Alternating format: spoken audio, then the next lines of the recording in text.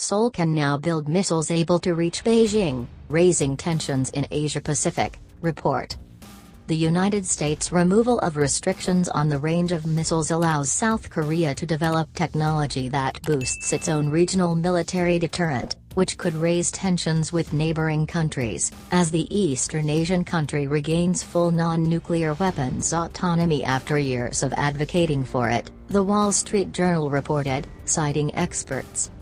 Late last month, the Biden administration lifted the final restrictions on Seoul's missile program, removing an 800-kilometer limit on the country's ballistic missile range.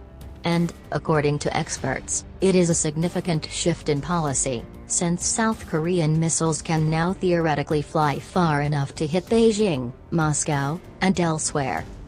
Better armed allies will aid Washington, particularly in light of escalating tensions with Beijing over Taiwan and the South China Sea, and will raise the stakes for China to participate in North Korean diplomacy, a security analyst told the newspaper.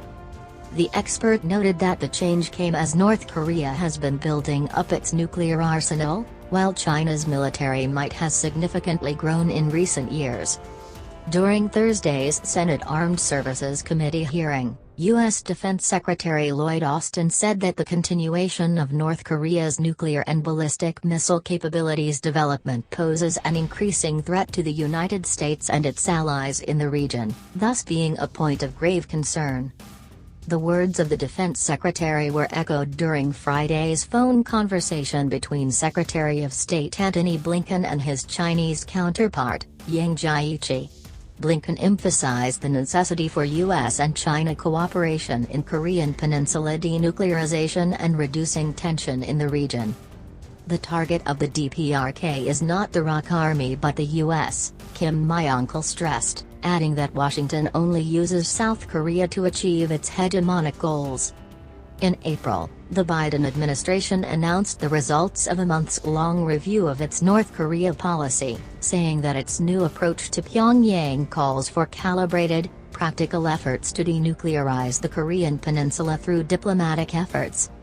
During a meeting in Washington in late May, South Korean President Moon Jae-in and U.S. President Joe Biden agreed to end the flight range limitations that had been in place since 1979, when South Korea was granted U.S. technologies and components to create its own missiles. The allowed range of South Korean missiles was expanded from 180 kilometers to 300 kilometers and then 800 kilometers as a result of two amendments in 2001 and 2012. The measure was taken as part of the Biden administration's strategy to increase the U.S. presence and influence in the Indo-Pacific region, especially amid the withdrawal of troops from Afghanistan, and to strengthen ties with key regional partners.